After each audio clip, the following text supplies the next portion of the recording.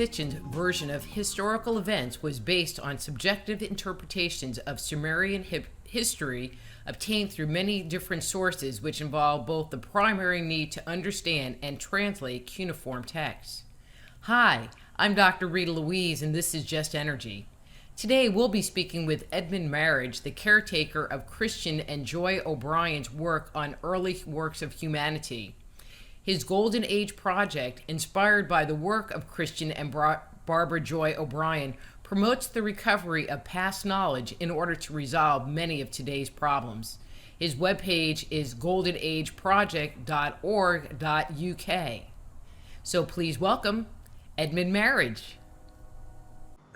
Hi, Edmund. Thank you so much for coming back onto the show. It has been entirely too long since I've had you on, so thank you for agreeing to come back and hang out with my viewers. Well, I'm delighted to be back. Thank you. So I have to tell you, I have been reading, actually listening to Ignatius Donnelly's Atlantis book. They have it on audiobooks right now, and so I've been, listening to it in my car, and I have found it fascinating. And in it, he states that the inhabitants of Atlantis were the seed race that spread culture around the globe. And so do you think that their culture, that Atlantis, was the basis of the civilization that we have today, or something that would be congruent to the culture that he talks about as far as Atlantis is concerned? Yes, Ignatius Donnelly was a brilliant man, a brilliant American. He reached high office. He could be trusted and regarded as a very good researcher and a very straight individual. And I feel that it was a shame that his work wasn't taken more seriously. What I can say is that Christian O'Brien, who has a chapter on Atlantis in The Shining Ones, Christian O'Brien was one of the world's greatest exploration geologists. When he first met my mother's first cousin, my aunt, who's 95, and I spoke to her last week, and she's sharp as I am. Sorry, that's the wrong thing to say. She's sharper than I am. And he probably spent about 7 months in the Azores studying the geology of the Azores. And his first question he received from Barbara Joy's father, who was my Uncle Pat, was, "What do you do, young man?" And he said, "Well, I'm working out how far the Rocky Mountains have moved in the last 65 million years." And he had. And he was BP's top man around the world, and he ended up by being head of the oil operating countries in Iran at the time of the Shah.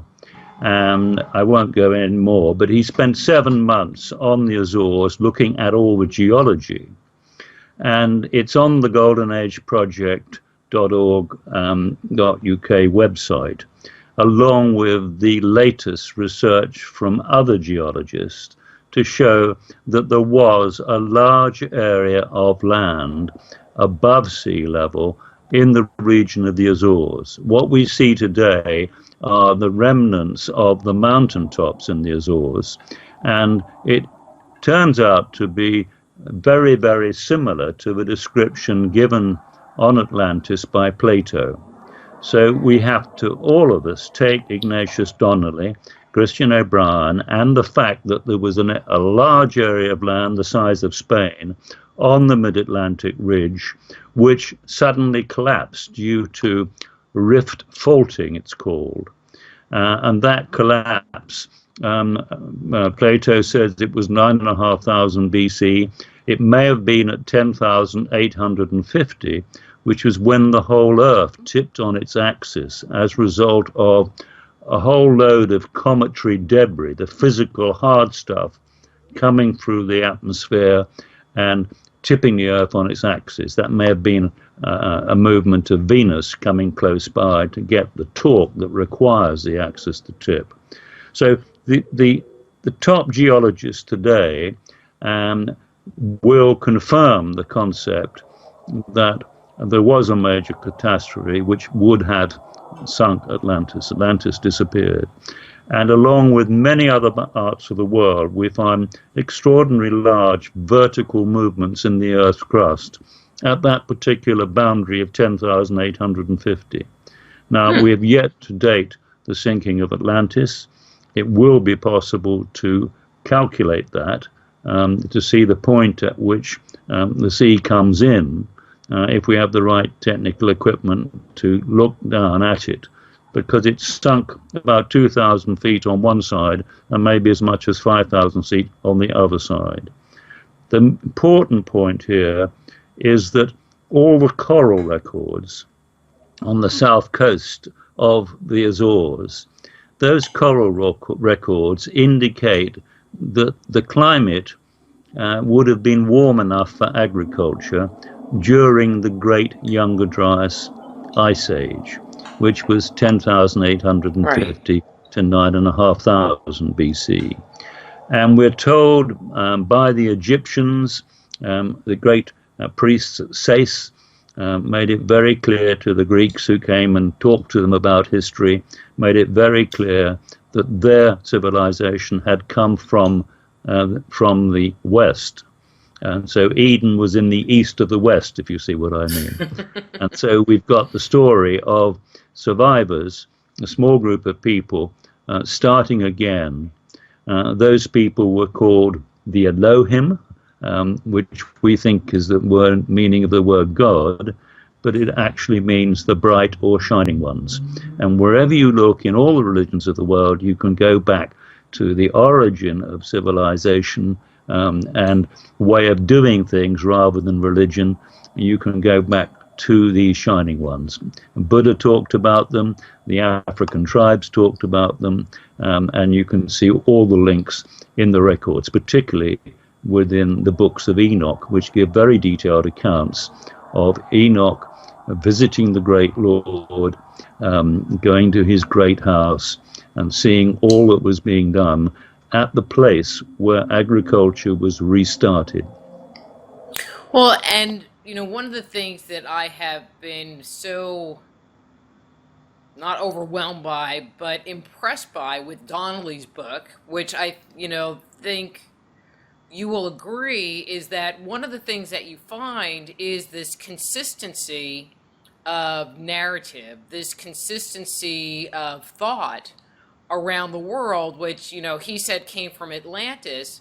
And then after the destruction, that's when that technology, that information started to spread around the world.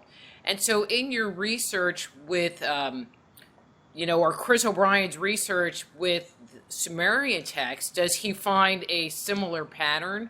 Or, in researching myth from around the world, have you uncovered this similar pattern of a consistency of thought, and a consistency of, pointing to the east or pointing to the west of where this information came from? Yes, definitely. And Christian O'Brien was an incredibly brilliant man. He wasn't just... he got a CBE for his services to the oil industry, but having worked his way up to the top of, as I say, being put in charge of all the world's oil operating companies in Iran, he had to be pretty brilliant at his job. He had to have a great deal of common sense when he was working out how far the Rocky Mountains had moved in 65 million years. Which helped BP discover oil in the Rocky Mountains and Alaska. And yes, what he did was to look for the oldest history books.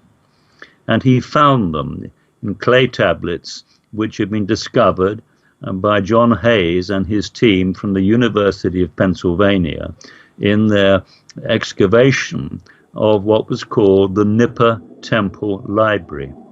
And those tablets came back to Pennsylvania, still in the basement. And they were named by the Reverend Professor George Barton of Bryn Mawr College, Quaker College. They were named as the Karsag the story of Karsag. And Karsag means head enclosure. And this was the point where everything restarted just off the Levantine corridor in the Lebanon below Mount Hermon. And what O'Brien had done, he realized that most of the people who get involved in translating the cuneiform tablets all start at the wrong end. They start with what is called the Akkadian texts, which were what was being written about 1500 BC. And what he discovered, and very importantly, George Barton had identified, and his work had been accepted before the First World War, that the cuneiform evolved from between 400 and 500 very simple picture signs. So if you go back to the beginning, it's essential in order to be able to translate the wonderful, accurate Sumerian records. And of course, what our academics have done at Oxford University, in Pennsylvania, in Cambridge, what they've done is they've started the wrong end and not been able to translate these records properly. And this is the big problem we face today, because what they've done with those records is filed them as Oxford University myths. So if they don't believe it or can't work it out, it's a myth. Another word for myth is something incredible. Well, it is incredible, and it's there to be read. And the man who's produced the translations of those wonderful texts is Christian O'Brien. Yeah, and the point that you make makes a lot of sense to me.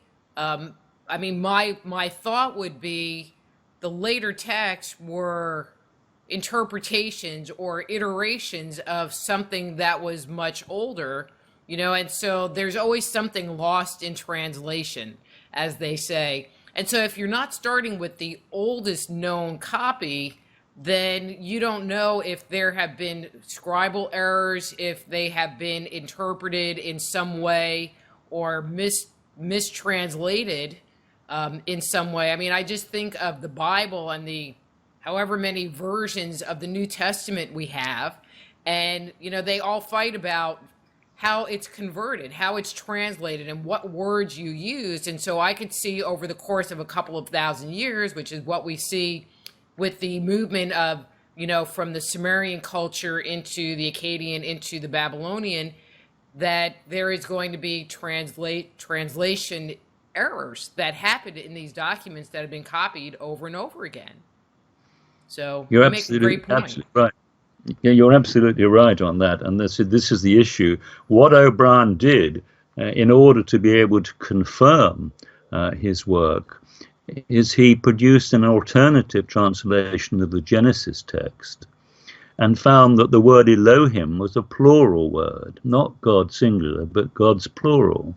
And that was the word used in the earliest records, which really were compiled by one man whose name was Ezra in Babylonia, when the people from Judea were in exile, having had their temple destroyed and all their records destroyed. And Ezra did a wonderful job in rewriting it all.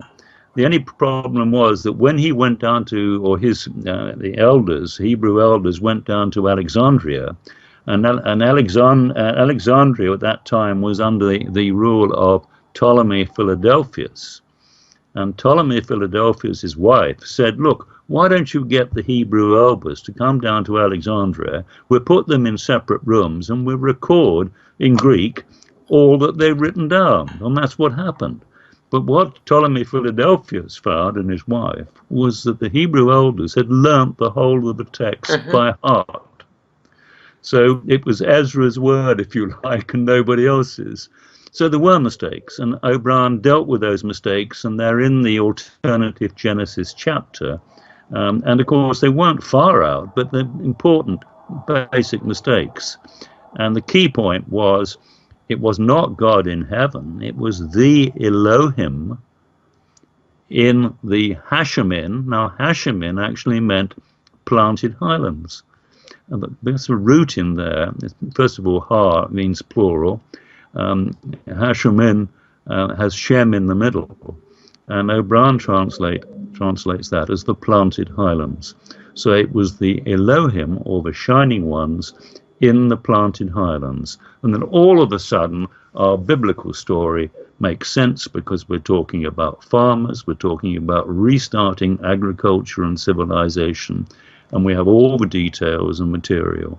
And then to cap it all, he spent a great deal of time with the books of Enoch, and something like 21 major scholars in the late 1800s had a go at translating the books of Enoch. And O'Brien found that the most reliable record, as far as he was concerned, was the Secrets of Enoch, quite a rare version at that time, and a man called Morfill, who was a great translator. And O'Brien looked at that material and realized that we got a third confirmation of our history from the books of Enoch. And that raises a really interesting point, because Enoch describes the angels as observing humans, not judging them. So the whole principle of religion, of original sin, is based on a falsification of the books of Enoch, which was carried out by Augustine of Hippo, God bless him, in 395, and that became Catholic doctrine. You're all sinful, but don't worry, pay us some money and we'll forgive your sins. And this is fundamental. It's fundamental in European law, where people are guilty before being proven innocent. And I've heard even fathers of young sons telling them they were born sinful. And that is one of the big problems, and we can resolve it very quickly if we understand the truth, but one of the big problems that religion has created. And we've got to untangle how religion has complicated, misunderstood, and gone in the wrong direction, because we should all be following the original guidance and advice and incredible knowledge of the Shining Ones. Well, and that's something that I've said over and over again. There is what, the biblical text says, or what ancient text says, ancient customs, and then there's the interpretation that we have put on top of what this says, and that becomes what it says, regardless of what the words actually say. And so people will say, oh, well, like the whole Nephilim concept, which makes me crazy. They'll say, and they'll just repeat by rote a misconception and not really look at the original text and maybe make their own interpretation, or take a step back and go, but that's not what it says. This is what it says, so what does that mean to me? And I feel like that's one of the big issues with religion, is that they promote doctrine and they promote dogma, but not necessarily for people to look at what it originally said and come up with their own conclusion or whatever. You know what I mean? Absolutely. And my own view, and I've been doing a lot of work on this, because Learning from History Part 13 is about Jesus and his twin brother Thomas, which is an extremely exciting story if we look at the missing years when we don't have any records, and looking at all the additional information about them which has been covered up. And also the history of world religions. We found that people have used religion to promote their own particular type of totalitarian rule. And that's the tragedy. We've reached a point, I hope, in the human race where we realize what a muddle we are in, and that we have to get back to plain common sense and simplicity, and realize that we're all incredibly closely related. Whoever we are, wherever we are, we come from one original, totally benevolent source, thank God. And we have a chance of rebuilding the planet, which we have to do now that we're approaching 9 billion people. And we can't have 9 billion people all going off in different directions, thinking the people over the fence are enemies, and we have to stand and wave our spears at them. Mm-hmm.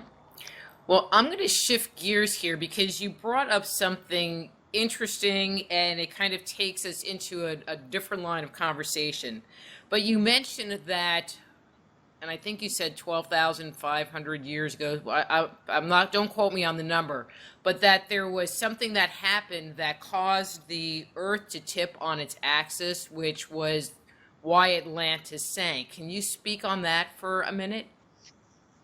Yes, this is some of this work is based on Richard Firestone's book, which is a cycle of cosmic catastrophe.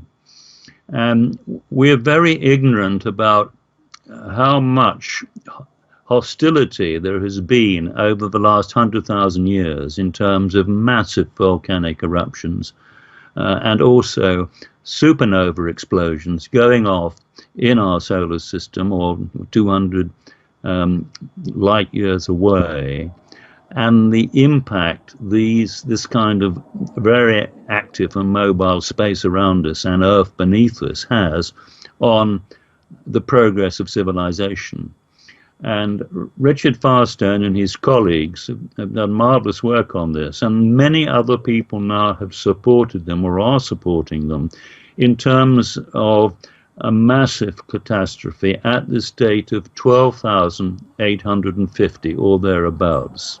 We've had to keep adjusting all the dates because of radiocarbon dating had to be changed, etc., etc. But we can't be absolutely precise, and we may find more accurate dating methods. But this catastrophe was created, and this I have this from the words of other geologists I work with, like Bernard Dallaire, who wrote a wonderful book with Derek Allen called Cataclysm. And there seems to be no doubt that the debris from the hard debris, gas, and everything that comes out of a planet when it explodes, the hard stuff arrives last. And that's what happened at 1280, and it blasted through our solar system.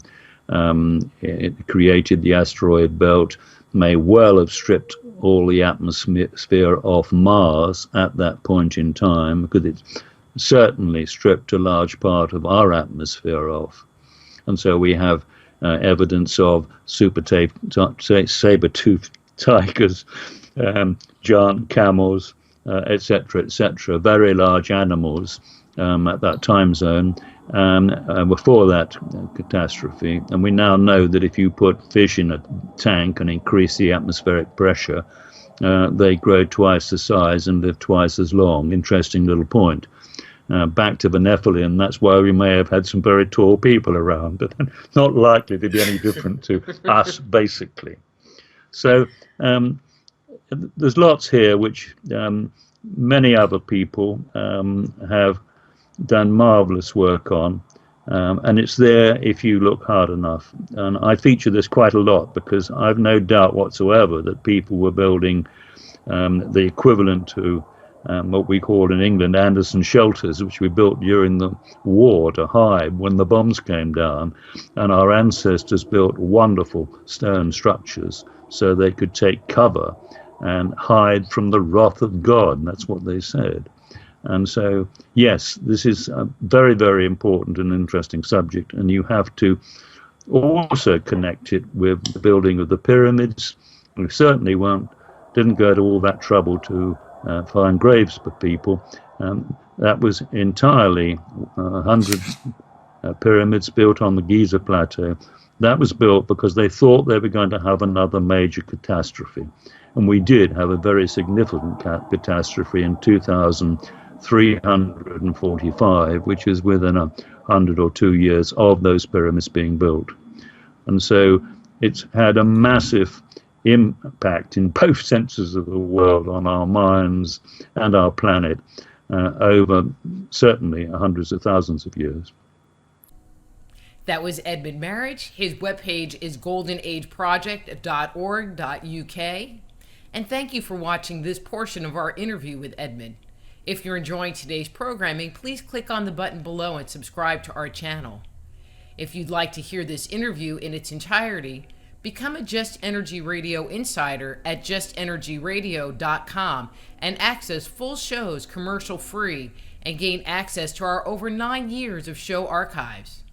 And don't forget to share this episode with your friends on Facebook, Twitter, and Instagram. So until next time, I'm Dr. Rita Louise. Be blessed.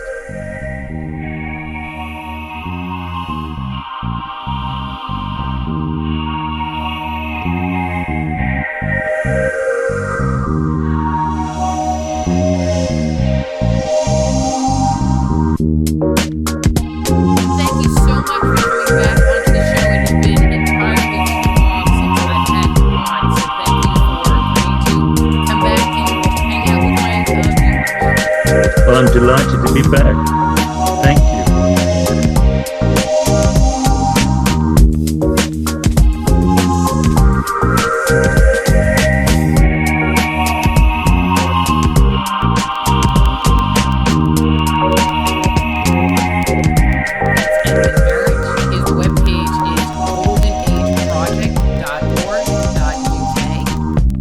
So until next time, I'm Dr. Rita Louise. My website is soulhealer.com. Be blessed.